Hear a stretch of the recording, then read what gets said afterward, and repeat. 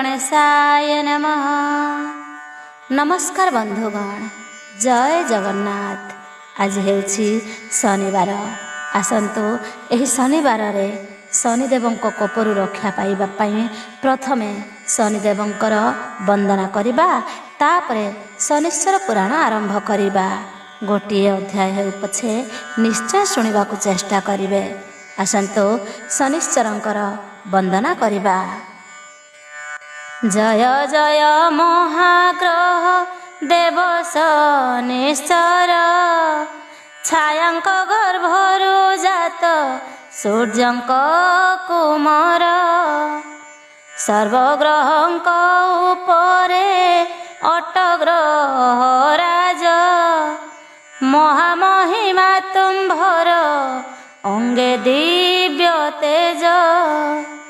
सागुणा बाहने विजे धनुषर करे, ए अधम तव पदे प्रणाम जे करे।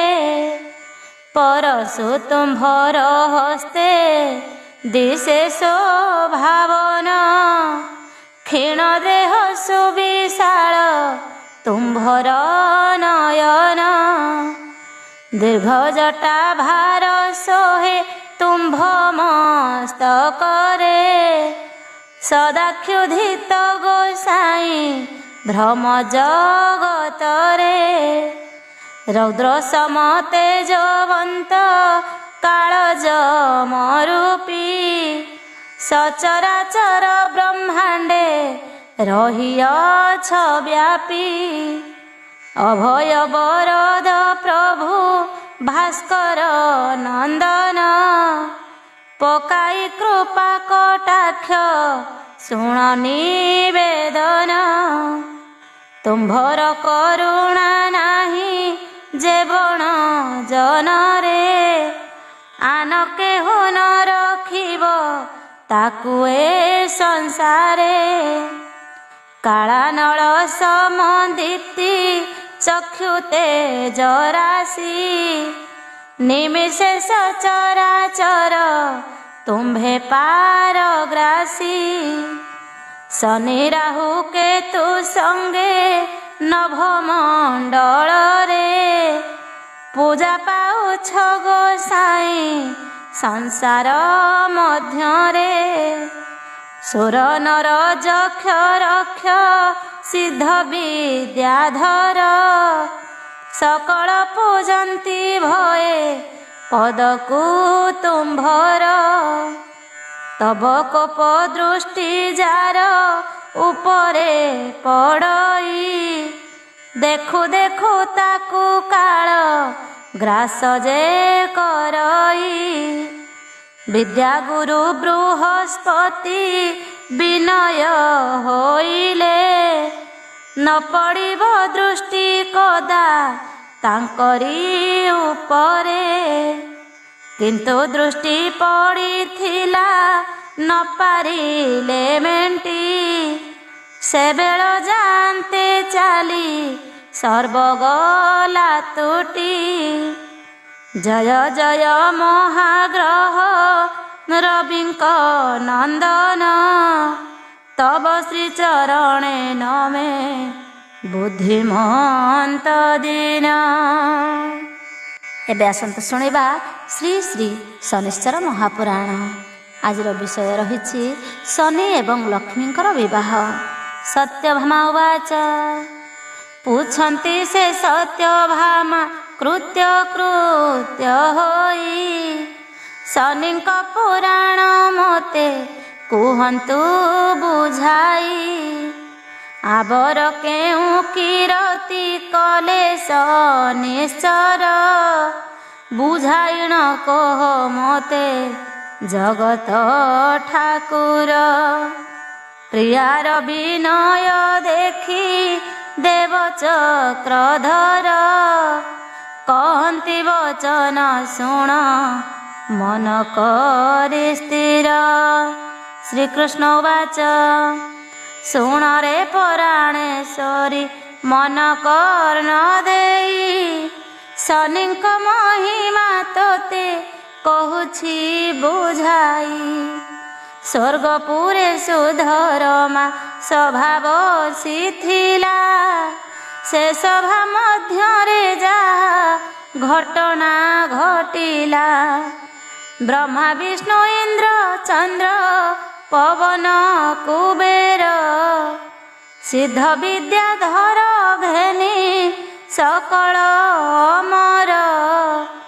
ସାବିତ୍ରୀ ଇନ୍ଦ୍ରାଣୀ ଲକ୍ଷ୍ମୀ ଆଦି ନାରୀମାନେ ଆନନ୍ଦରେ ବସିଥିଲେ ଯେ ଯାହା ସ୍ଥାନେ। ରମ୍ଭା ଉର୍ବଶୀ ମେନକା ଆନନ୍ଦ ମନରେ ନୃତ୍ୟ କରୁଥିଲେ ସେହି ସୁଧର୍ମା ସଭାରେ। ସଭା ଗୋଟି ଦିଶୁଥିଲା ଅତ୍ୟନ୍ତ ସୁନ୍ଦର। ଶୁଣ ସତ୍ୟଭାମା ତବ ଚିତ୍ତ କରି ସ୍ଥିର। ଏହି କାଳେ ପ୍ରବେଶିଲେ ଦେବ ଶନିଶ୍ଚର। ଦେଖି ମାନ୍ୟ କଲେ ତାଙ୍କୁ ସକଳ ମୋର। ଆସ୍ଥାନେ ବସିଲେ ଶନି ଆନନ୍ଦ ମନରେ। କଥାଏ ପଡ଼ିଲା ଆସି ତାଙ୍କରି ମନରେ। ଚିନ୍ତା କଲେ ଶନିଶ୍ଚର ଆନନ୍ଦିତ ହୋଇ। କମଳିନୀ କିମ୍ପା ମୋତେ ମାନ୍ୟ ନ କରଇ। ବସିଛନ୍ତି ସଭା ମଧ୍ୟେ ସର୍ବଦେବଗଣ। ଶନିଶ୍ଚର ଏହିପରି ବିଚାରିଲେ ମନ। କ୍ରୋଧେ ପରଜଳି ଶନି କହନ୍ତି ବଚନ। ଶୁଣ ଶୁଣ କମଳିନୀ ମୋହର ବଚନ। କି କାରଣେ ଗର୍ବ ବହି କରହ ତମାନ୍ୟ। ମୁହିଁ ଜ୍ୟେଷ୍ଠ ତୁମ୍ଭେ ମୋତେ ଦେଖାଇବ ମାନ୍ୟ। ସମ୍ମାନର ଅଧିକାରୀ ମୁହିଁଟି ଅଟଇ। ମୋତେ ହିତ ମାନ ତୁମ୍ଭେ କର କାହା ପାଇଁ। ସର୍ବଗୁଣେ ତୁମ୍ଭ ଠାରୁ ଗୁରୁ ମୁଁ ଅଟଇ। ମୋତେ କର ହତ ମାନ୍ୟ ହିମତି ଯେ ବହି। ରୂପେ ସୁନ୍ଦରୀ ବୋଲିଣ ଭାରି ଗର୍ବ ବହି। ହତ ମାନ୍ୟ କରୁଅଛ କମଳି ଗୋ ତୁହି। ଶୁଣି ସର୍ବଦେବତାଏ କଲେ ହାହାକାର। ବୋଇଲେ କିସ ବୋଇଲ ଆହେ ଶନିଶ୍ଚର। ତୁମ୍ଭେ କେହ୍ନେ ବଡ଼ ହେଲ କମଳି ଯେ ସାନ। ଏ ଅନ୍ୟାୟ କଥା ଗୋଟି କର ଉଚ୍ଚାରଣ। ଇନ୍ଦ୍ରାଦି ଦେବତା ସର୍ବେ ବହୁ ବୁଝାଇଲେ। ଶନିଶ୍ଚର କାହା ବାକ୍ୟ କର୍ଣ୍ଣରେ ନ ନେଲେ। ସ୍ୱୟଂ ବେଦବର ଉଠି ବୋଲନ୍ତି ହେ ଶନି। ମୋ ବଚନ ଶୁଣି ତୁମ୍ଭେ ହୋଇଯାଅ ତୁନି। ତୁମ୍ଭ ଠାରୁ ସର୍ବଗୁଣେ ଶ୍ରେଷ୍ଠ କମଳିନୀ। ଜଗତର ପଡ଼ିଦାତ୍ରୀ ଜଗତ ଜନନୀ। ଚରାଚର କୀଟୁ ବ୍ରହ୍ମ ଛନ୍ତି ଯେ ସଂସାରେ। ସମସ୍ତଙ୍କ ପଡ଼ି ଭାଗ କମଳା ହସ୍ତରେ। ଜଗତର ମାତା ସେ ଯେ ସବୁରି ଜନନୀ।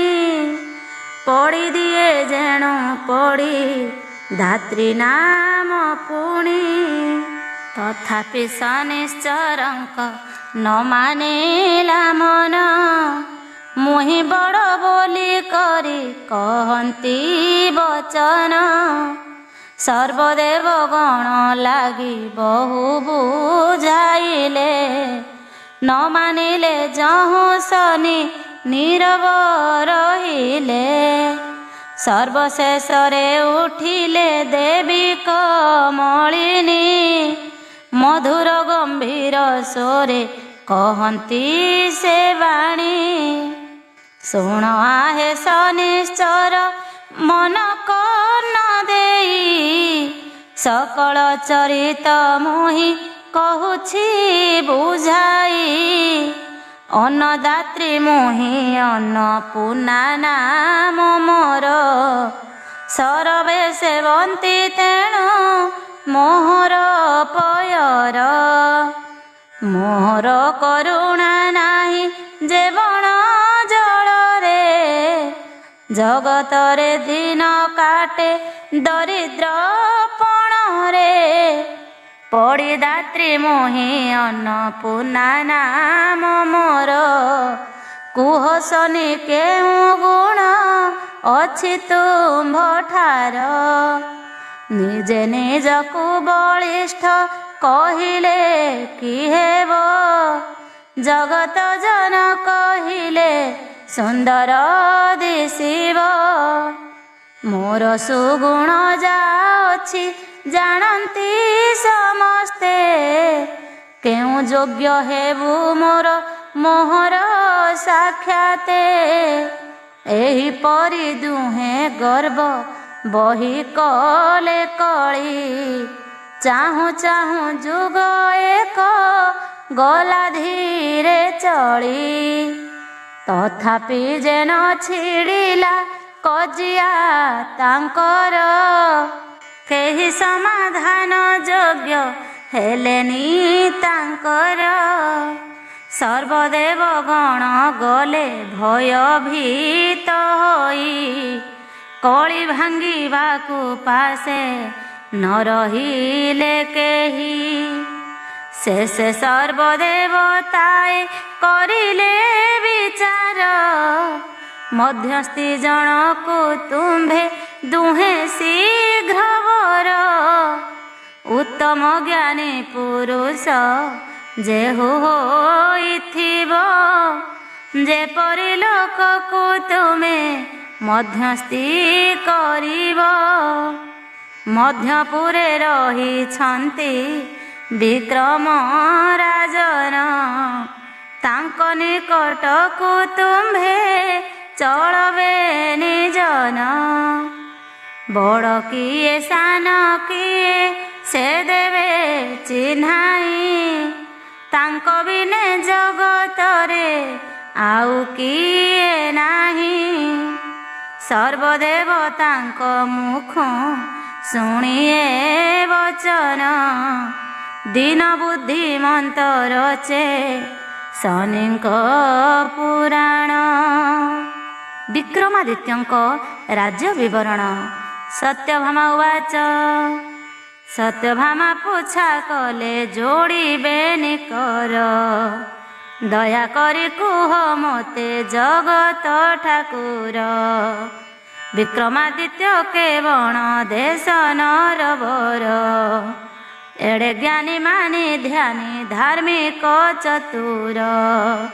କେଉଁ ଅଂଶରେ ପୃଥିବୀରେ ଜାତ ସେ ହେଲେ, ଏଡ଼େ ଅସାଧ୍ୟ କାର୍ଯ୍ୟକୁ ସୁସାଧ୍ୟ କରିଲେ। ଯାହା ନ ପାରିଲେ ସ୍ୱୟଂ ଦେବବର ହୋଇ, ବିକ୍ରମାଦିତ୍ୟ କିପରି ଦେଲେ ତା ମେଣ୍ଟାଇ। ଶୁଣିବା ପାଇଁ କି ମୋର ବଳିଛି ମାନସ, ହେ ପରାଣ କାନ୍ତ ମୋତେ ନ କର ନିରାଶ। ଶ୍ରୀକୃଷ୍ଣ ଉବାଚ, କହନ୍ତି ଜଗତ ପିତା ସତ୍ୟା ମୁଖ ଚାହିଁ, ଯାହା ପୁଛା କଲୁ ତାହା କହୁଛି ବୁଝାଇ। ଦ୍ୱାପର ଯୁଗ କ୍ରମଶଃ ଶେଷ ହୋଇଗଲା, ଘୋର କଳି ଯୁଗ ଆସି ପ୍ରବେଶ ହୋଇଲା। 4,32,000 ଯେ ଅଟଇ ବରଷ, ଏହି କଳି ଯୁଗର ଯେ ଅଟଇ ଆୟୁଷ। ଆଦ୍ୟ କଳି ଯୁଗେ ଗନ୍ଧର୍ବଙ୍କର ଅଂଶରେ, ବିକ୍ରମ ବୀର ଜନ୍ମିଲେ ମର୍ତ୍ତ୍ୟ ମଣ୍ଡଳରେ, ପରଜା ପାଳନେ ବର୍ତ୍ତି ହେବା ପାଇଁ ବୀର। ଯୁଧିଷ୍ଠି ସମାନ ହେଲେ ଧର୍ମ ଅବତାର, ଗୌଡ଼ ଦେଶେ ବୀର ବର ଲଭିଲେ ଜନମ। ପୂର୍ଣ୍ଣଚନ୍ଦ୍ର ପରି ସେ ଯେ ହୋଇଲେ ବର୍ଦ୍ଧନ, ଶଶି କଳା ପରି ଦିନୁ ଦିନୁ ସେ ବଢ଼ିଲେ। ବାଲ୍ୟକାଳେ ବିଦ୍ୟାଳୟେ ବିଦ୍ୟା ଶିକ୍ଷା କଲେ, ବିଦ୍ୟାରେ ନିପୁଣ ସେହି ପରମ ପଣ୍ଡିତ।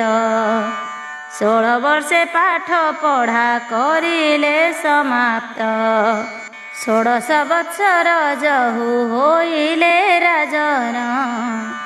ବୁଦ୍ଧି ବିଦ୍ୟା ସମ୍ପତ୍ତିରେ ହୋଇଲେ ମଣ୍ଡନ, ଧନୁର୍ବିଦ୍ୟା ଅସ୍ତ୍ର ଶାସ୍ତ୍ର ଅଭ୍ୟାସ କରିଲେ। ସମସ୍ତ ବିଦ୍ୟାରେ ସେହି ନିପୁଣ ହୋଇଲେ, ଯଶ ବ୍ୟାପିଲା ତାଙ୍କର ସଂସାର ମଧ୍ୟରେ। ବହୁ ପ୍ରଶଂସା ଶୁଭିଲା ଲୋକଙ୍କ ମଧ୍ୟରେ, ଶକ୍ରାଦିତ ନାମେ ଥିଲେ ଜଣେ ନରବର। ଦିଲ୍ଲୀ ଥିଲା ରାଜଧାନୀ ଶକ୍ରାଜିତଙ୍କର, ଅତ୍ୟାଚାରୀ ଥିଲେ ସେ ଯେ ନଥିଲେ ଧାର୍ମିକ। ପରର ସର୍ବସ୍ୱ ହାରି ସକଳ ଭକ୍ଷକ, ରକ୍ଷକ ପଣଟି ନାହିଁ ତାଙ୍କରି ଅଙ୍ଗରେ। ଭକ୍ଷକ ବୋଲିଣ ତାକୁ ଜାଣି ଜଗତରେ, ବିକ୍ରମାଦିତ୍ୟ ବିଚାର କଲେ ମନେ ମନେ।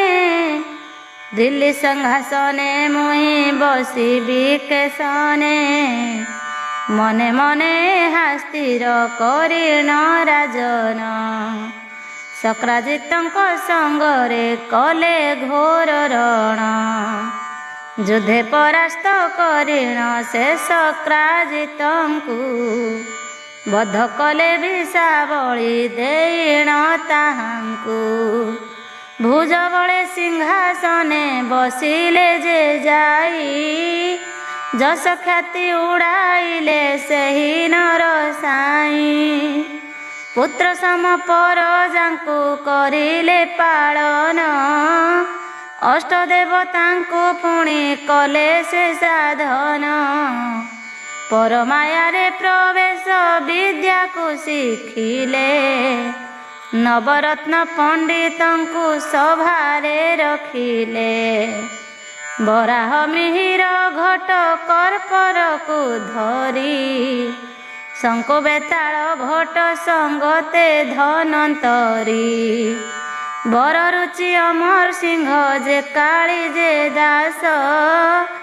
ଏମାନ ମିଶାଇ ନବ ପଣ୍ଡିତ ଯେ ଆସ, ନବଗ୍ରହ ପରି କାଳି ଦାସଙ୍କର ସଭା। ସୁନ୍ଦର ଦିଶଇ ପଡ଼େ ସଦ୍ୟାଙ୍କ ପ୍ରଭା, 32 ପିତୁଳି ଖଞ୍ଜା ଦିବ୍ୟ ସିଂହାସନ।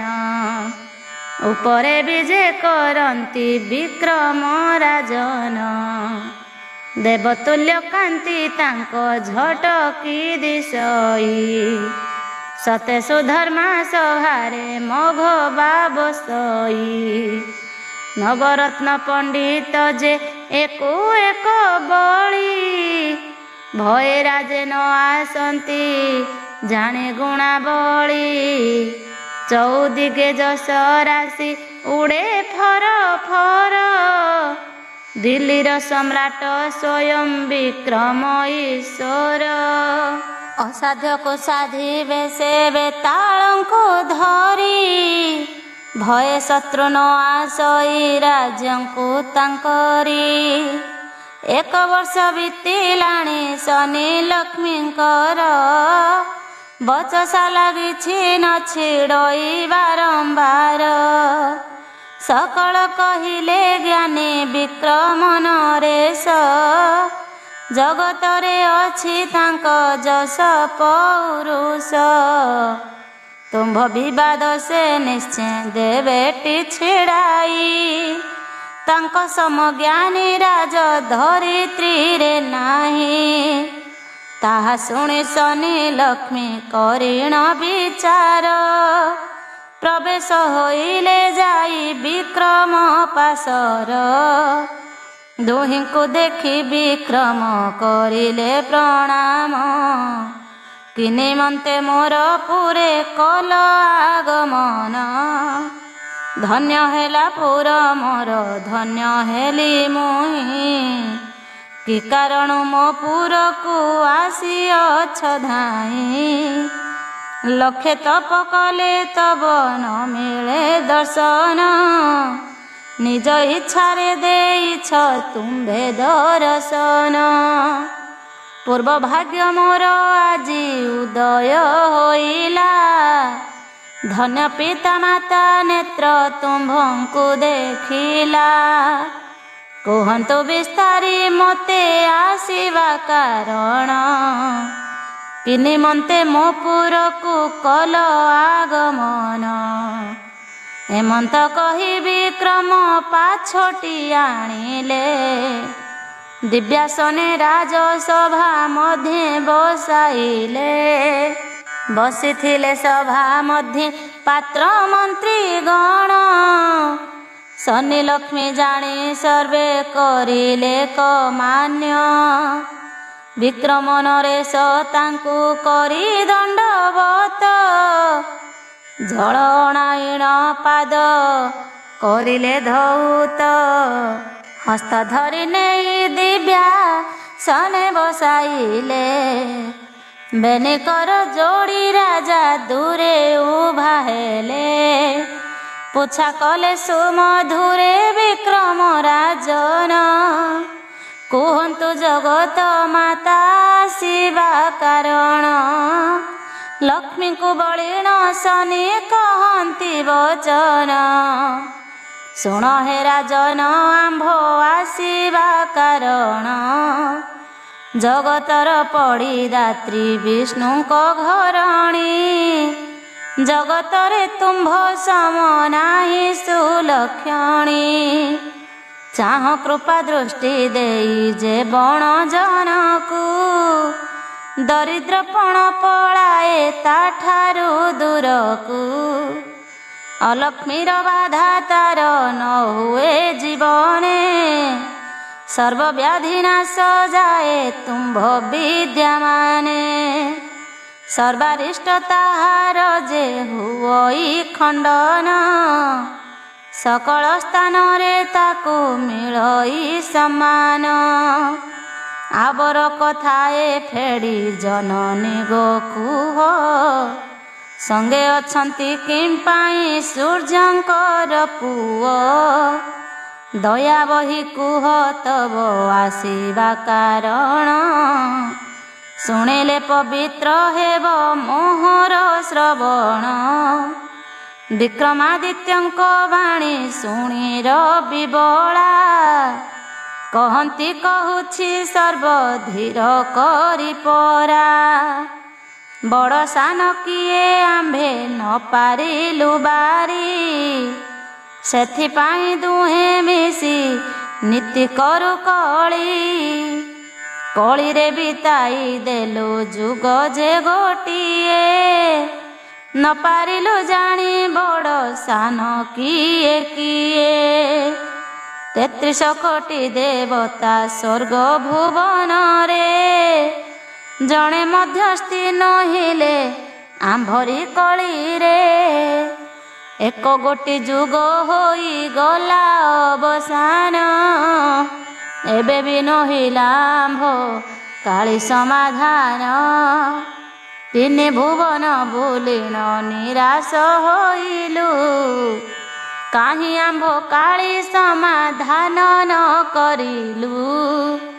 ସମସ୍ତଙ୍କ ମୁଖୁ ଆମେ ଶୁଣିଲୁ ବଚନ, ନ୍ୟାୟ ବିଦ୍ୟା ବୁଦ୍ଧିମନ୍ତ ବିକ୍ରମ ରାଜନ। ତାଙ୍କ ପାଶେ ଯାଅ କରି ଦେବେ ସମାଧାନ, ଆନ କାହିଁ ଯାଅ ନାହିଁ ତୁମ୍ଭେ ବେ ନିଜନ। ତେଣୁ କରି ତୁମ୍ଭ ପାଶେ ଆସିଅଛୁ ଧାଇଁ, କହ ବଡ଼ ସାନ କିଏ କୁହ ଚଞ୍ଚଳ ଫିଟାଇ। କମଳିନୀ ଆଗ ବଢ଼ି କହନ୍ତି ବଚନ, ଶୁଣ ହେ ବିକ୍ରମ ନୃପ ସ୍ଥିର କରି ମନ। ଜଗତର ପଡ଼ି ଦାତ୍ରୀ ମୋ ନାମ କମଳି, ଶନି କେଉଁ ଗୁଣେ ଯିବ ମୋହ ଠାରୁ ବଳି। ଶନି ବୋଲନ୍ତି ବିକ୍ରମ କୋପ ଦୃଷ୍ଟି ମୋର, ସଂସାରକୁ କରିଦେବି ଏବେ ଛାରଖାର। ମୋର ସଙ୍ଗେ କମଳିନୀ ହେବ କି ସମାନ, ଶୀଘ୍ର ବାଛି କୁହ କିଏ ବଡ଼ କିଏ ସାନ। ନିଜ ମୁଖେ ନିଜ ନିଜ ଗାଇ ବାହାଦୁରୀ, ବଢ଼ି ବଢ଼ି କହୁଛନ୍ତି ନ ଯାଆନ୍ତି ଥରି। ଶୁଣନ୍ତି ସକଳ କଥା ବିକ୍ରମ ରାଜନ, କିପରି କରିବେ ସେହି କଳି ସମାଧାନ। ମନେ ମନେ ବିଚାରିଲେ ବିକ୍ରମ ରାଜନ, ଶନିଙ୍କୁ ଯଦ୍ୟପି ମୁହିଁ ଦେବି ବଡ଼ ପଣ। ଲକ୍ଷ୍ମୀ ମୋ ରାଜ୍ୟରୁ ଗଲେ ହେବ ହତ ଶିରି, ପ୍ରଜା ଖାଇବାକୁ ନ ପାଇବେଟି ମୋହରି। ଅଲକ୍ଷ୍ମୀ ବାସ କରିବେ ଘୋର ରାଇଜରେ, ଏହାଙ୍କ କାଳି ଭାଙ୍ଗିବି କେଉଁ ଉପାୟରେ। ଲକ୍ଷ୍ମୀ ଯଦ୍ୟପି ବଡ଼ ବୋଲି ଦେବି ଯେ କହି, କୋପ କରିବେ ନିଶ୍ଚୟ ସେ ଶନି ଗୋସାଇଁ। ଛିଦ୍ର ଖୋଳି ମଙ୍ଗରେ ସେ କରିବେ ବାସ, ରାଜ ରାଜ୍ୟ ବୁଲାଇବେ ପାଗଳ ସଦୃଶ। ଭାଳି ଭାଳି ସର୍ବ କଥା ବିକ୍ରମ ରାଜନ, ମୁଣ୍ଡ ଘୂରି ଗଲା ହେଲେ ପାଗଳ ସମାନ। ସତେ କିୟ ଶନି ତାଙ୍କ ମସ୍ତକେ ପଡ଼ିଲା, କି ବୁଦ୍ଧି କରିବେ ଭାବି ବୁଡ଼ିଗଲା ଭେଳା। ଭୟ ବିହଳିତ ହେଲେ ତହିଁ ନୃପବର, ଅତ୍ୟନ୍ତ ଭୟରେ ରାଜା ହୋଇଲେ କାତର। ଏମନ୍ତ ଭାଳି ବିକ୍ରମ ଯୋଡ଼ ହସ୍ତ ହୋଇ, କହନ୍ତି କାଲି କହିବି ଆସ ସାଥି ହୋଇ। ବହୁତ ବିଚାର ଅଛି ଏହା ସପକ୍ଷରେ, ବିଚାର କଲେ କହିବି ମୋର ମୁଣ୍ଡରେ। ଆଜ ଦିନ ବେନି ଜନ ରହ ମୋର ପୁରେ, ଶୁଣି ଚାଲିଯିବ ତୁମ୍ଭେ କାଲି ପ୍ରଭାତରେ। ବିକ୍ରମାଦିତ୍ୟଙ୍କ ମୁଖ ଶୁଣିଣ ଏ ସନ, ହରସେ ରହିଲେ ଦୁହେଁ ତାଙ୍କରି ଏ ସନ। ମହା ଅଡ଼ୁଆରେ ରାଜା ପଡ଼ିଲେ ଥର, କାଳିଦାସଙ୍କୁ ରାଇଲେ ପାଶକୁ ତାଙ୍କର।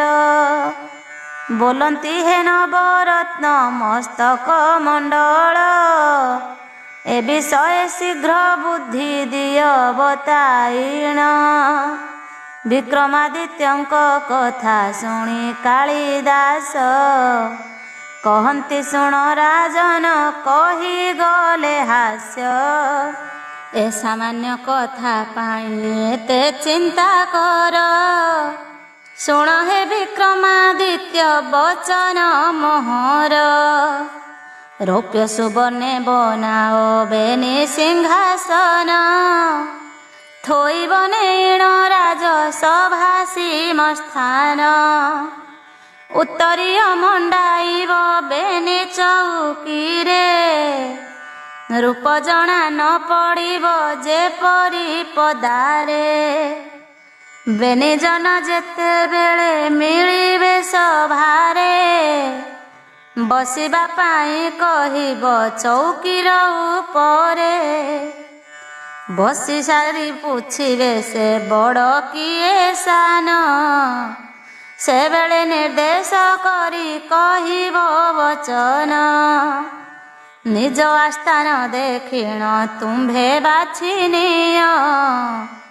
ବଡ଼ ସାନ ଜାଣ ଏବେ ନିଜ ବାସେ ଯାଅ। ବିକ୍ରମାଦିତ୍ୟ ଶୁଣିଣ ଏମନ୍ତ ବଚନ। ସଙ୍ଗେ ସଙ୍ଗେ ରୌପ୍ୟକାର ଡକାଇ ଆଣିଣ। ରୂପାର ଚୌକି ଏକ କରିଲେ ନିର୍ମାଣ। ସୁବର୍ଣ୍ଣ ଚୌକି ଏକ କରିଲେ ନିର୍ମାଣ। ବେନି ଚୌକି ବନାଇ ଉପରାଣ ଦେଇ। ରାଜସଭା ମଧ୍ୟେ ତାହା ଜନ୍ମ ଦେଲେ ଥୋଇ। ରାଜସଭା ମଧ୍ୟେ ତାହା ଯତ୍ନେ ଦେଲେ ଥୋଇ। କାଳିଦାସ କବିଙ୍କୁ ସେ ବହୁ ପ୍ରଶଂସିଲେ। ମହାନନ୍ଦେ ଶଯ୍ୟା ପରେ ଆନନ୍ଦେ ଶୋଇଲେ। କହନ୍ତି ଜଗତ ପିତା ମାତାଙ୍କୁ ବସାଇ। ଶ୍ରୀ ଶନିଙ୍କ ପୁରାଣ ସେ ଯାଇଛନ୍ତି କହି। ଜୟ ଜୟ ଶନିଶ୍ଚର ରବିଙ୍କ ନନ୍ଦନ। ତବ ଶ୍ରୀଚରଣେ ବନ୍ଦେ ବୁଦ୍ଧିମନ୍ତ ଦିନ। ଶନି ଲକ୍ଷ୍ମୀଙ୍କ କଳି ସମାଧାନ। ସତ୍ୟଭାମା ଉବାଚ ତଦୁତ୍ତାରେ ସତ୍ୟଭାମା ଯୋଡ଼ିବେନି କର। ପୁଛନ୍ତି ଯା ପୁଛେ କୁହ ଜଗତ ଠାକୁର। ଶନି ଲକ୍ଷ୍ମୀଙ୍କର କଳି ବିକ୍ରମ ରାଜନ। କେଉଁ ପରି ଉପାୟରେ କଲେ ସମାଧାନ। କେହୁ ଖୁସି ମନ ହେଲା ରାଜାଙ୍କ ଉପରେ। କେହୁ କୋପ ଭର ହେଲା କୁହ ମୋ ଆଗରେ। ପ୍ରିୟାର ବିନୟ ଦେଖି ଦେବ ଶ୍ରୀଧର। ମନ୍ଦ ହସିଣ କହନ୍ତି ବଚନ ମଧୁର। ଶ୍ରୀକୃଷ୍ଣ ବାଚ ଏଥୁ ଅନ୍ତେ ନାରାୟଣ ହସ ହସ ହୋଇ। ବଚନ ଭାସନ୍ତି ସତ୍ୟଭାମା ମୁଖ ଚାହିଁ। ଶନି ଲକ୍ଷ୍ମୀଙ୍କର କଳି କରି ସମାଧାନ। ମହାନନ୍ଦେ ନିଦ୍ରା ଗଲେ ବିକ୍ରମ ରାଜନ। ପ୍ରଭାତର ଆଗମନ ସନ୍ତକ ବାଜିଲା। ଶମ୍ଭୁଆଳେ କୁମ୍ଭୂଷଣ ଘନ ଘନ ହେଲା। କାକ କୁକୁଟ ପିକ ଯେ ରାବିଲେ ଉଚ୍ଚରେ। ଅନ୍ଧାର ପଳାଇଲେ ଭାସ୍କର ଯେ ଭୟରେ। ବିଟ ପୁରୁଷ ମାନେ ଯେତେକ ବିଟ ପିଙ୍କି। ନିଜ ଗୃହେ ଲୁଚି ଲୁଚି ପଳାଉଛନ୍ତି। ଭାସ୍କର କିରଣେ ତରାଗଣ ଲୁଚି ଗଲେ। ଭାଟମାନେ ଦ୍ୱାରେ ଆସି ସ୍ତୁତି କି ପଢ଼ିଲେ। ପ୍ରଭାତ ହୋଇଲା ବୋଲି ଜାଣିଲେ ରାଜନ। ସୁବାସିତ ଜଳେ କଲେ ମୁଖ ପ୍ରକ୍ଷାଳନ। ଦାନ୍ତୁଆଣି କଲେ ବୀର ଆନନ୍ଦିତ ହୋଇ। ଚନ୍ଦନ ତର ଗୋରଚନା ବୋଲି ହୋଇ। ସୁବାସିତ ଜଳ ମଧ୍ୟେ କରିଲେ ସ୍ନାନ। ସ୍ନାନ ସାରି ଗୃହେ ପରବେଶିଲେ ରାଜନ। ପ୍ରାତ ଭୋଜନ ସାରିଣ ଗଲେ ଦରବାରେ। ରାଜ୍ୟ ଭଲ ମନ୍ଦ ବୁଝିବାର ଯେ ଆଶାରେ। ସିଂହାସନରେ ବିଜୟ କରିଲେ ରାଜନ। ପାତ୍ର ମନ୍ତ୍ରୀ ମାନେ ଆସି କଲେ ଦର୍ଶନ। ଏକାଳେ ମିଳିଲେ ନବରତ୍ନ ଯେ ପଣ୍ଡିତ। ନବଗ୍ରହ ପରିସଭା କରିଲେ ମଣ୍ଡିତ। ମନ୍ତ୍ରୀ ଭୃତ୍ୟ ପାରିଷଦ ହୋଇଲେ ସକଳେ। ନାଟକାରୀ ମାନେ ହଳସରେ ନୃତ୍ୟ କଲେ। ସୁଧର୍ମା ସଭାକୁ ବଳି ଦିଶିଲା ସୁନ୍ଦର। ବିଜେ କରିଛନ୍ତି ଯହିଁ ବିକ୍ରମ ନୃପବର। 32 ପିତୁଳି ଖଞ୍ଜା ରତ୍ନ ସିଂହାସନ। ବସନ୍ତେ ବିକ୍ରମ ଦେଖାଇଲା ଶୋଭାବନ। ଏଥୁ ଅନ୍ତେ ଶୁଣ ଜନେ ମନ କର୍ଣ୍ଣ ଦେଇ। ଶନି ଲକ୍ଷ୍ମୀଙ୍କ ବିଚାର କରୁଅଛି ମୁହିଁ। କିଏ ବଡ଼ କିଏ ସାନ ଜାଣିବାର ପାଇଁ। ହରସରେ ସେ ସଭାରେ ପ୍ରବେଶିଲେ ଯାଇ। ପ୍ରଥମରେ ଶନିଶ୍ଚର ହେଲେ ଉପଗତ। ଯଥାବିଧି ମାନ୍ୟ କଲେ ତାକୁ ନରନାଥ। ବୋଲନ୍ତି ସୂର୍ଯ୍ୟ ନନ୍ଦନ ଘେନ ହେ ଆସନ। ଶୁଣି ଶନିଶ୍ଚର ହେଲେ ଆନନ୍ଦିତ ମନ। ଭଲ ମନ୍ଦ ଜାଣି ନ ପାରିଲେ ଶନିଶ୍ଚର। ରୌପ୍ୟ ସିଂହାସନେ ବସି ଗଲେ ଆନନ୍ଦର। ଶନିଙ୍କ ପରେ ଆସିଲେ ଦେବୀ କମଳିନୀ। ରାଜସଭା ମଧ୍ୟରେ ସେ ପ୍ରବେଶିଲେ ତକ୍ଷଣୀ। ତାଙ୍କୁ ଦେଖି ନରନାଥ ପ୍ରଣିପାତ କଲେ। ବସିବା ପାଇଁ କି ସିଂହାସନ ଦେଖାଇଲେ। ସ୍ୱର୍ଣ୍ଣମୟୀ ଜନନୀ ସେ ଜଗତର ମାତା। ସ୍ୱର୍ଣ୍ଣ ସିଂହାସନେ ହନ୍ତି ଜଗତେ ପୂଜିତା। ସ୍ୱର୍ଣ୍ଣ ସିଂହାସନ ପରେ ବିଜେ କଲେ ଯାଇ। କହନ୍ତି ବଚନ ବିକ୍ରମାଦିତ୍ୟକୁ ଅନାଇ। ଦୁହେଁ ପ୍ରବେଶିଲୁ ଦେଲ ଦୁହିଁଙ୍କୁ ଆସନ। କୁହ ହେ ବିକ୍ରମ ରାଜା କିଏ ବଡ଼ ସାନ। ତଦୁତ୍ତାରେ ଶନିଶ୍ଚର ବୋଲନ୍ତି ବଚନ। ହେ ବିକ୍ରମ ରାଜା କଳି କର ସମାଧାନ। କିଏ ବଡ଼ କିଏ ସାନ କରିଲେ ପ୍ରକାଶ। ସସମ୍ମାନେ ଚଳି ଯିବୁ ଆମ୍ଭେ ସ୍ୱର୍ଗ ଦେଶ। ବୋଲନ୍ତି ରାଜନ ଦୁଃଖେ ଯୋଡ଼ିବେନି କର। ବଡ଼ ସାନ କେ କହିବ ତୁମ୍ଭ ଦୁହିଁଙ୍କର। ଜଗତେ ଏଡ଼େ ସାମର୍ଥ୍ୟ ଅଛଇ କାହାର। ନିଜ ବସିବା ଆସନ ଦେଖି ସ୍ଥିର କର। ବିକ୍ରମାଦିତ୍ୟଙ୍କ ମୁଖୁ ଏପରି ବଚନ। ଶୁଣି ଶନିଶ୍ଚର କଲେ ତଳକୁ ବଦନ। ରୌପ୍ୟ ସିଂହାସନେ ସେହି ବସିଣ ଅଛନ୍ତି। ଲକ୍ଷ୍ମୀ ସ୍ୱର୍ଣ୍ଣ ସିଂହାସନେ ବିଜେ କରିଛନ୍ତି। ଦେଖିବା ମାତ୍ରକେ କ୍ରୋଧେ ସେହି ପର ଯୋଳି। ବିକ୍ରମ ରାଜାଙ୍କୁ ମନେ ମନେ ଗଲେ ଚଳି। ମୋତେ ସାନ କରିଦେଲୁ ବିକ୍ରମ ରାଜନ। ଦେଖିବି କମଳା ତୋତେ ରଖିବ କେଶନ। ପାପିଷ୍ଠ ପାମର ଭୀରୁ ଏଡ଼େ ମନ୍ଦମତି। ମୋତେ କରିଦେଲୁ ତୁହି ଜାଣୁ ହୀନମତି। ଦେଖିବି ରଖିବି କିଏ ମୋହର ଦୃଷ୍ଟିରୁ। ଏହା କହି ଚାଲିଗଲେ ରାଜାଙ୍କ ସଭାରୁ। ଉଚ୍ଚାସନ ପାଇଁ ଦେବୀ ଧରଣୀ ମଣ୍ଡନା। ଉଠି ବୋଲନ୍ତି ହେ ନୃପ ଭୟ ତୁ କରନା। ମୁହିଁ ସଦା ବସା କଲି ସ୍କନ୍ଧରେ ତୋହର। କି କରିପାରିବ ଛାର ସେହି ଶନିଶ୍ଚର। ଯେତେ ଦେବ କଷ୍ଟ ମୁହିଁ ତହିଁରୁ ରଖିବି। କି କରିବ ଶନି ଛାର ନୟନେ ଦେଖିବି। ଏମନ୍ତ କହି କମଳା ହୋଇଲେ ଅନ୍ତର।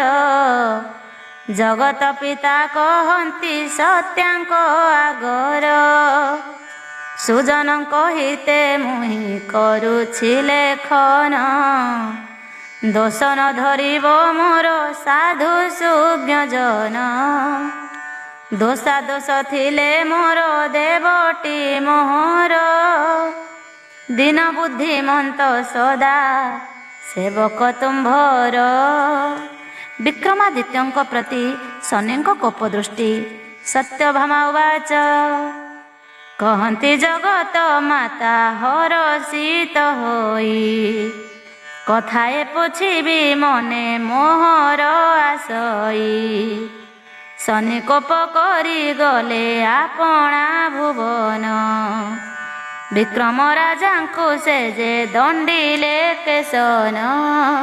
से कथा बुझाई कह जगत ठाकुर, तुम्भ मुख शुणिबाकू इच्छा अछि मोर।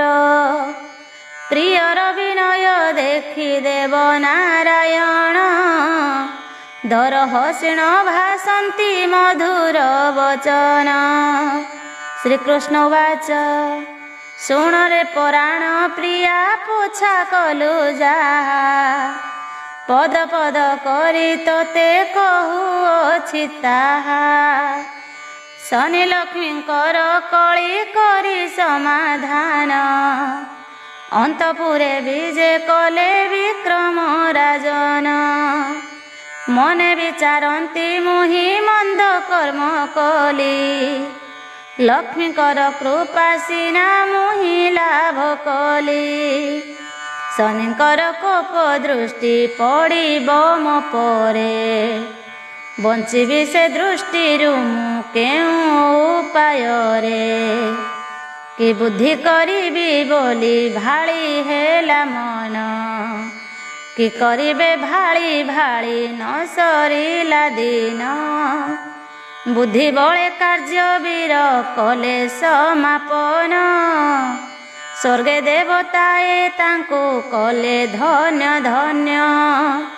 ଧନ୍ୟ ଧନ୍ୟ ନ୍ୟାୟବନ୍ତ ବିକ୍ରମ ରାଜନ, ଶନି ଲକ୍ଷ୍ମୀ କଳି କରି ଦେଲେ ସମାଧାନ।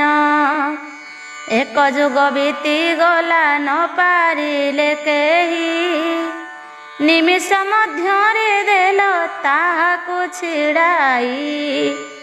ଧନ୍ୟ ତବ ନବରତ୍ନ ପଣ୍ଡିତ ମଣ୍ଡଳ, ଜ୍ଞାନୀ ପଣେ ଏକ ଏକ ଅଟନ୍ତି ଯେଭଳି।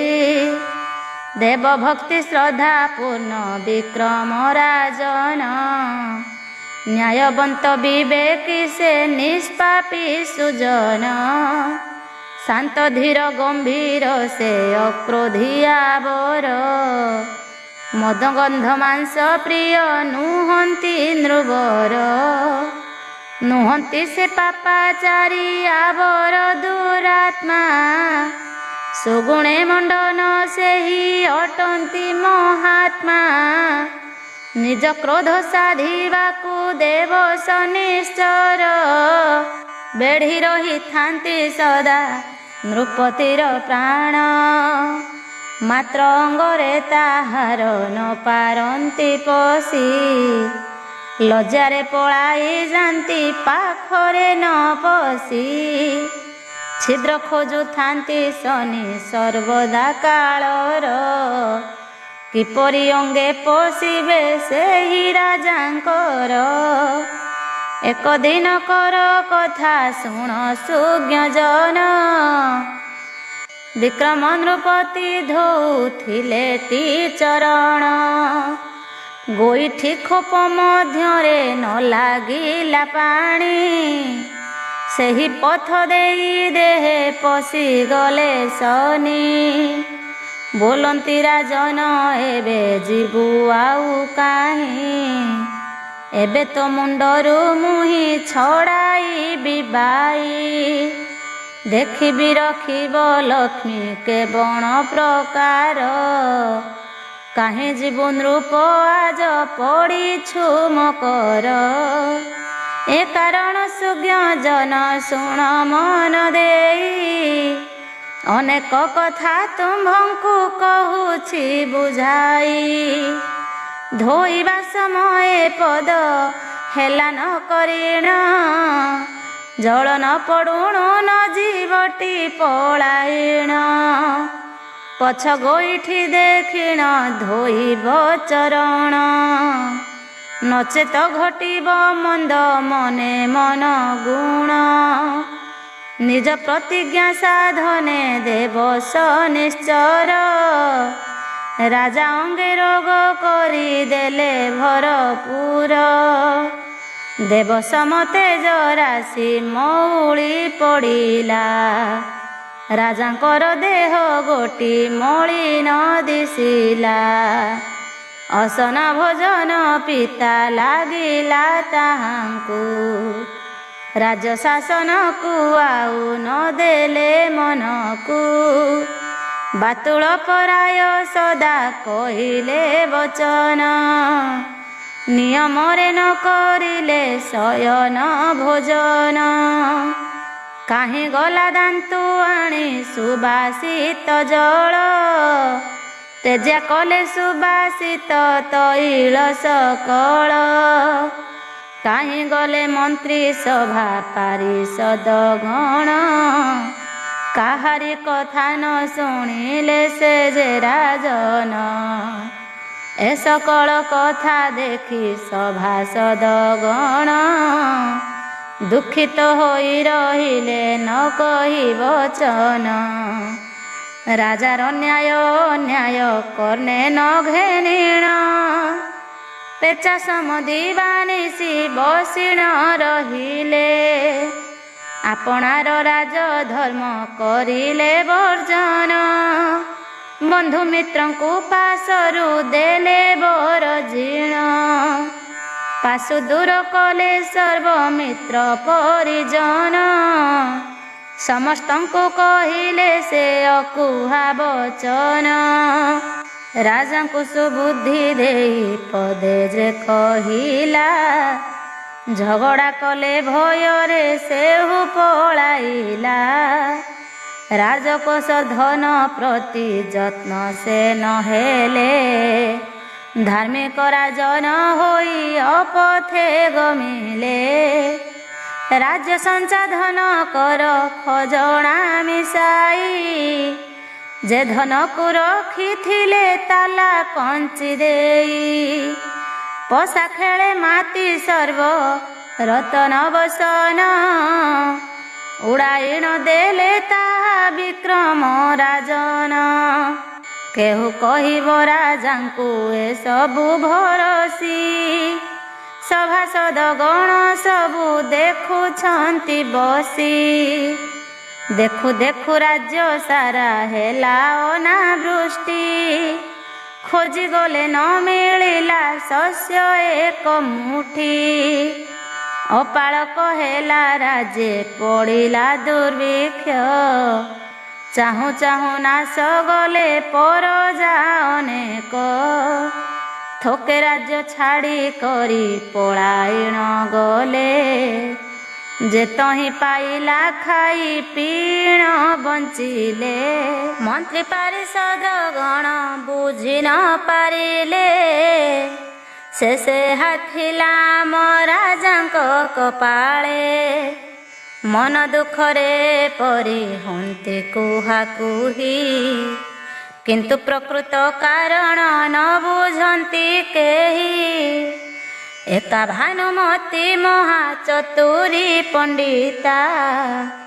ଏକାଗ୍ର ଚିତ୍ତରେ ସେହି ବସି କଲେ ଚିନ୍ତା। ଜାଣିଲେ ଶନି ଘଟାଉଅଛି ଅମଙ୍ଗଳ। ପ୍ରବେଶ କରିଛି ନିଶ୍ଚୟ ରାଜାଙ୍କ ଶରୀର। ସମସ୍ତ ବୃତ୍ତାନ୍ତ ଜାଣିଲେ ସେ ଭାନୁମତୀ। ଶନିଶ୍ଚର କୋପ କଲେ ରାଜାଙ୍କର ପ୍ରତି। କରିଥିଲେ ଶନି ଲକ୍ଷ୍ମୀ ଦୁହିଁଙ୍କ ବିଚାର। ସେହି ଫଳ ନିଶ୍ଚୟ ଭୋଗୁଛନ୍ତି ନରବର। ଆନ କୌଣସି ବ୍ୟାଧି ଏହିଟି ଯେ ନୁହଁଇ। ଶନିଙ୍କ ମହିମା ଫଳ ଏ ନିଶ୍ଚୟ ଅଟଇ। ପୂର୍ବରୁ ତ ନରପତି ଥିଲେ କୁଶଳରେ। ହୋଇ ନଥିଲେ ସେ କେବେ ବାତୁଳ ପ୍ରକାରେ। ଏବେ ରାଜ୍ୟ ଧନ ହାରି ସକଳ ସମ୍ପଦ। ହାରି ବସିଛନ୍ତି ମନେ ନାହିଁ ଟିକେ ଖେଦ। ବାରିଦ ନୟନା ଦୁଃଖେ କରନ୍ତି ରୋଦନ। ଆହାରେ ମନ୍ଦ ଦଇବ ତୁ ଏଡ଼େ ଦାରୁଣ। ଯେ ସତ କହିଲା ମୁଣ୍ଡେ ପଡ଼ିଲା ବଜର। ଜଗତରେ କିରତି ଅଟେ କି ତୋହର। କାନ୍ଦିଲେ ତ ହେବ ପଡ଼ିଅଛି ଶନି ଦୃଷ୍ଟି। ନୀରବ ହୋଇ ରହିଲେ ରାଣୀ ଭାନୁମତୀ। ଅନେକ ମତରେ ସେ ରାଜାଙ୍କୁ ବୁଝାଇଲେ। ତାଙ୍କ ନିକଟରେ ବସି ଅନେକ କାନ୍ଦିଲେ। କାନ୍ଦି ମୁଣ୍ଡ ପିଟି ଯେବେ ବିସର୍ଜିତ ପ୍ରାଣ। ନ ଶୁଣିବ ଭାନୁମତୀ ତୁମ୍ଭର ବଚନ। ନୀରବରେ ଚାଲି ଯାଅ ରାଜ ଅନ୍ତପୁରେ। ବିହରିବ ମହାନନ୍ଦେ ତଳପ ଶଯ୍ୟାରେ। ମୋ କରମେ ଅଛି ଯାହା ତାହା ମୁଁ ଭୋଗିବି। ମୋର୍ଜିଲା କର୍ମ ଫଳ କାହାକୁ ମୁଁ ଦେବି। ଗର୍ଭଗତେ ଥାଇ ଶନି କରଇ ବିଚାର। ନ ରଖିବି ଏ ରାଜାଙ୍କୁ ରାଜ ଅନ୍ତପୁର। ନ ନେଲେ ଗୃହରୁ ୟାକୁ ସଂସାର କ୍ଷେତ୍ରକୁ। ବିକ୍ରମାଦିତ୍ୟ ଯେ ନ ଚିହ୍ନିବଟି ଆମ୍ଭଙ୍କୁ। ଏତେ ଭଳି ଗର୍ଭଗତେ ଦେବ ଶନିଶ୍ଚର। ରାଜାଙ୍କୁ ସେ କରିଦେଲେ ବାତୁଳ ପ୍ରକାର। ଏ ରାଜା ମନରେ ଗର୍ବ କରିଅଛି ଘର। ବନେ ବୁଲାଇ କରିବି ସର୍ବଚୁରମାର। ପଡ଼ିଲେ ବିପତ୍ତି ଯାଇ ଚିହ୍ନିବ ସେ ତେବେ। ମହାଗ୍ରହ ଶନି ବୋଲି ଜାଣିବଟି ଏବେ। ଏହିପରି ବିଚାରିଣ ଦେବ ଶନିଶ୍ଚର। ରାଜଙ୍କୁ ରାଜା ମଧ୍ୟରୁ କରିଲେ ବାହାର। ଗୃହେ ବସିଣ ସେ ରୂପ ଯାଇଅଛି ଝଳି। ଅଙ୍ଗେ ଲାଗିଅଛି ତାଙ୍କ ବିଷା ବିଷାମଳି। ଗୃହ ଛାଡ଼ି ଗମୁଛନ୍ତି ବିକ୍ରମ ରାଜନ। ଚିହ୍ନି ନ ପାରିଣ ଗାଳି ଦିଅନ୍ତି ପ୍ରଜାଜନ। ବାତୁଳ ଭାବିଣ ଧୂଳି ପକାନ୍ତି ଉପରେ। ପିଲାଏ ପିଟନ୍ତି ଛାଟେ ତାହାଙ୍କୁ ପଛରେ। ତାଳି ମାରିଣ ରାଜାକୁ କରୁଥାନ୍ତି ଟାହି। ବାତୁଳ କହି ପିଲା ଥାନ୍ତି ଯେ ଗୋଡ଼ାଇ। ଦୁଆରେ କାହାର ଛିଡ଼ା ହୋଇଲେ ରାଜନ। ଉପରେ ଧୂଳି ଫିଙ୍ଗନ୍ତି ବାତୁଳ କହିଣ। ଚିହ୍ନିଥିବା ଲୋକମାନେ କରନ୍ତି ବିଚାର। କିସ ଦୁଃଖ ଥିଲା ରାଜା ଭାଗ୍ୟରେ ତୁମ୍ଭର। ଶନି ଲକ୍ଷ୍ମୀଙ୍କ କଳହ କିମ୍ପାଇଁ ଭାଙ୍ଗିଲ। ଏ ବିଷମ ଦଣ୍ଡ ତୁମ୍ଭେ ଆପଣ ପାଇଲ। ବୋଲନ୍ତି ରାଜନ ଥୋକେ ପରମ ଧାର୍ମିକ। ଧର୍ମ ନିଶ୍ଚୟ ତୁମ୍ଭଙ୍କୁ ସଂସାରେ ରଖିବ। ଅବଶ୍ୟ କର୍ମରେ ଥିବ ଯାହାଟି ଘଟିବ। କେ ଅବା ସେହି କଥାକୁ ଆନ ଯେ କରିବ। କପାଳ ଲେଖନ ଆନ ନ କରନ୍ତି କେହି। ବାରଦ୍ୱାରେ ବୁଲୁଛନ୍ତି ନିଜେ ନରସାଇଁ। 3-4 ଦିନେ ଥରେ କରନ୍ତି ଆହାର। ବୁଲୁଥାନ୍ତି ଜଗତରେ ପାଗଳ ପ୍ରକାର। କ୍ରମେ କ୍ରମେ ଜନପଦ ଅତିକ୍ରମ କଲେ। ଘୋର ଜଙ୍ଗଲରେ ଯାଇ ପ୍ରବେଶ ହୋଇଲେ। ଜଙ୍ଗଲରେ ଖାଇବାକୁ ନ ପାଇଲେ କିଛି। ଜଙ୍ଗଲରେ ଖାଇବାକୁ ନ ପାଇଲେ କିଛି। ମୌନ ହୋଇ ବୁଲନ୍ତି ଯେହ୍ନେ ନିରିମାଖି। ଗର୍ଭଗତେ ଥାଇ ଶନି କରନ୍ତି ବିଚାର। ଅଧିକ ଦଣ୍ଡି ବି ମୁହିଁ ଏହାକୁ ନିକର। ନ ଦଣ୍ଡିଲେ ନ ଜାଣିବ ପ୍ରତିଜ୍ଞା ମୋହର। ଅଧିକ ଦଣ୍ଡି ବି ମୁହିଁ ଏହାକୁ ନିକର। ଏମନ୍ତେ ବିଚାରି ମନେ ଦେବ ଶନିଶ୍ଚର। ପ୍ରବେଶିଲେ ରାଜାଙ୍କର ଉଦର ମଧ୍ୟରେ। ଉଦର ବଢ଼ଇ ଦିନୁ ଦିନ ଆକାରରେ। ନ ଜାଣନ୍ତି ସେ ବିକ୍ରମ ଶନିର ମହିମା। ଭ୍ରମୁଥାନ୍ତି ଏଣେ ତେଣେ ତେଜି ଗ୍ରାମ ସୀମା। ଦେହର ଅଙ୍ଗ ପ୍ରତ୍ୟଙ୍ଗ ସର୍ବ ଘୁଷୁରିଲା। ଦେହରେ କଣ୍ଟା ବାଜିଣ ଚିରି ହୋଇଗଲା। କ୍ଷତ ବିକ୍ଷତ ଦିଶିଲା ତାଙ୍କ କଳେବର। ଶରୀର ଗୋଟି ଦିଶିଲା ଅତି ସୁନ୍ଦର। ବହୁ କଷ୍ଟ ଭୋଗିବାରୁ ବିକ୍ରମ ରାଜନ।